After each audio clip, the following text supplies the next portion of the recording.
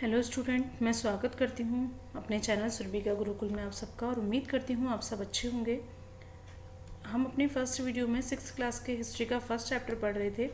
वही चैप्टर आज हम कंटिन्यू करेंगे। और जो लोग मेरे चैनल से अभी अभी जुड़े हैं या जो लोग न्यू हैं तो उनके लिए मैं फ़र्स्ट वीडियो का लिंक जो है डिस्क्रिप्शन बॉक्स में डाल दूँगी। और आप लोग सेकेंड वीडियो को देखने से पहले फ़र्स्ट वीडियो ज़रूर देखें, तो शायद आपको ज़्यादा अच्छे से समझ में आएगा और उम्मीद करती हूँ आप सबको पसंद आए। तो हम आगे कंटिन्यू करते हैं topic. There were many other things that were made and used in the past. Those who study these objects are called archaeologist. They study the remains of buildings made of stone and bricks, paintings and sculptures. They also explore and excavate, dig under the surface of the earth to find tools, weapons, pots, pans, ornaments and coins. Some of these objects may be made of stones, other of bones, baked clay of metals. Objects that are made of hard subjects usually survive for a long time. और भी बहुत सारी चीज़ें हैं जो कि past के बारे में पास्ट में बनी हुई हैं या यूज़ की गई हैं, तो जो उनकी स्टडी करते हैं हम उनको आर्कियोलॉजिस्ट कहते हैं। आर्कियोलॉजिस्ट बिल्डिंग्स, पेंटिंग्स, स्कल्पचर्स की स्टडी करते हैं और ये पता करने की कोशिश करते हैं कि उस टाइम पर ये कैसा रहा होगा।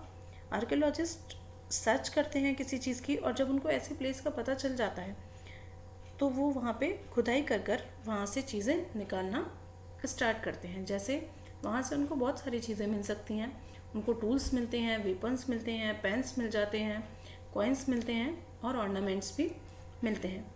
अब ये जो चीज़ें हैं वो या तो स्टोन से बनी होती हैं या क्ले से या मेटल से बनी होती हैं। और ये जो ऑब्जेक्ट्स हैं वो बहुत ज़्यादा हार्ड होते हैं, मतलब बहुत ज़्यादा कठोर टाइप के होते हैं जो कि लॉन्ग टाइम तक सरवाइव कर सकते हैं।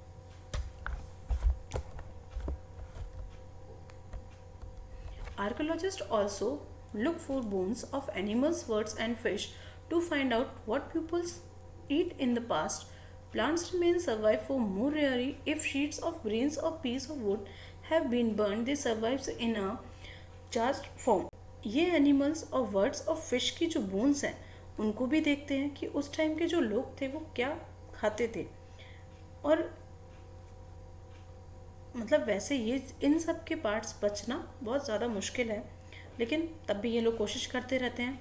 और ग्रेन्स और वुड जो थे उनके जो टुकड़े जल जाया करते थे उनको वो थोड़े से मतलब ऐश के रूप में, हो सकता है किसी राख के रूप में प्रेजेंट होते हैं, तो वो उसकी स्टडीज़ भी करते रहते हैं।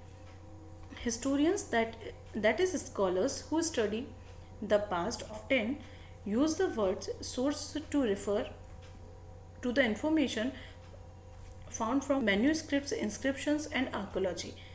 Once sources are found, learning about the past becomes an adventure as we instructed in a bit by bit. So historians and archaeologists are like detectives who use all these sources like clues to find out about the our past. अब जब history की बात आती है या जब हम history पढ़ते हैं तो हिस्ट्री क्या, जैसे हम धीरे धीरे पढ़ना स्टार्ट करेंगे तो वो हम लोगों के लिए भी इंटरेस्टिंग बनती जाती है। और जो हिस्टोरियंस होते हैं और जो आर्कियोलॉजिस्ट होते हैं वो एक डिटेक्टिव की तरह इसमें काम करते हैं। मतलब वो क्या करते हैं कि एक ना एक क्लू ढूंढकर किसी न किसी चीज़ को आपस में कनेक्ट करते रहते हैं और ये सारी खोजें वो करते रहते हैं। वन पास्ट और many. Did you notice the title of the book our past? We have used to the words past in plural to draw attention to the fact that the past was different for different groups of peoples. For example, the lives of herders and farmers were different from those who kings and queens. Like lives of merchants were different from of those of craftsperson and so on. Also, as it is true even today, peoples follow different practices and customs in a different parts of the country. For examples, today most pupils living in the Andaman Island get their own food by fishing, hunting and collecting forest produce by construct. Most pupils living in cities depend on the other for survival of food. Difference such as these existed in the past as well. अब past जो है वो एक है या बहुत सारे हैं। तो जैसा कि आपने चैप्टर का टाइटल देखा, चैप्टर का टाइटल है आर पास्ट, मतलब पास्ट बहुत सारे हैं हमारे। कैसे? क्योंकि सबकी जो लाइफ है वो बहुत डिफरेंट है। जैसे एक हार्डर और एक फार्मर की लाइफ बहुत ज़्यादा डिफरेंट है। एक किंग और क्वीन से, उनका कल्चर पूरा अलग है और किंग्स और क्वींस का कल्चर अलग है। अब देखिए, जैसे यहाँ पे एक एग्जांपल के लिए, जैसे बहुत सारे लोग जो हैं वो अंडमान निकोबार में रहते हैं, अंडमान आइलैंड पर रहा करते हैं, और वो अपना जीवन जो है वो फिशिंग, हंटिंग और फॉरेस्ट से चीज़ें कलेक्ट करने में ही बिता देते हैं। मतलब वो अपनी लाइफ को ऐसे चलाते हैं। और दूसरी साइड अगर अपन देखें, जैसे हमारा एग्जांपल लें, हम रहते हैं सिटीज़ में, तो हम पूरी तरीके से किसी दूसरे पर डिपेंड हैं अपने हर चीज़ के लिए, अपने खाने के लिए। तो ऐसे ही सबकी जो लाइफ है वो बहुत अलग है। Beside, there is another kinds of difference. We know a great deal about the kings and the battles they fought becomes they kept records of their victories. Generally, ordinary people such as hunter, fishing, fog gather, farmers or herder did not keep records of they did. While archaeologists helps to find about their lives, there is much that remains unknown.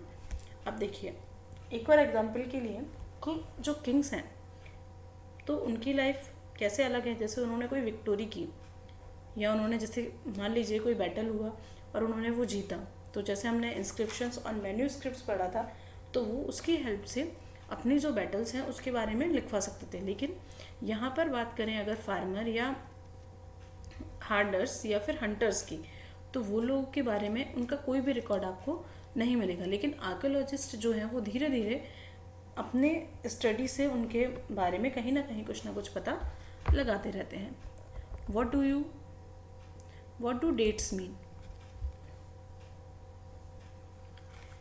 If someone asks you the date, you will probably mention the day, month and year, 2000 and somethings. These are counted forms of date generally assigned to the birth of Jesus Christ, the founder of Christianity. So 2000 means 2000 year after the birth of Christ. All dates before the birth of Christ are counted backwards and usually have two letter BC added on. In this book, we will refer to dates going back forms the presents using 2000 as our starting point. And dates का meaning क्या है? जैसे आप कोई date, अगर जैसे कोई आपसे डेट पूछेगा तो आप उसको क्या बताएंगे? नॉर्मल मंथ, डे या ईयर। जैसे ये 2020 चल रहा है, तो इसका मीनिंग क्या है कि जीसस क्राइस्ट का जो बर्थ है वो हुए 2000 साल हो चुके हैं। मतलब वो 2000 साल पहले पैदा हुए थे। जीसस क्राइस्ट की जो बर्थ है वो हिस्ट्री में 0 पॉइंट मानी जाती है। मतलब उनके पैदा होने से पहले हुआ है तो हम उसको यूज़ करेंगे BC, बिफोर, मतलब उनके जन्म से पहले। और अगर AD तो हम उसको यूज़ करेंगे आफ्टर क्राइस्ट, मतलब उनकी बर्थ के बाद। और जो भी चीज़ें जीसस क्राइस्ट के बर्थ के पहले हुई वो BC, और जो बाद में हुई वो AD कहा जाता है। तो ये चैप्टर हम यहीं ख़त्म करते हैं। आगे का जो है वो हम नेक्स्ट वीडियो में क्लियर करेंगे। Thank you.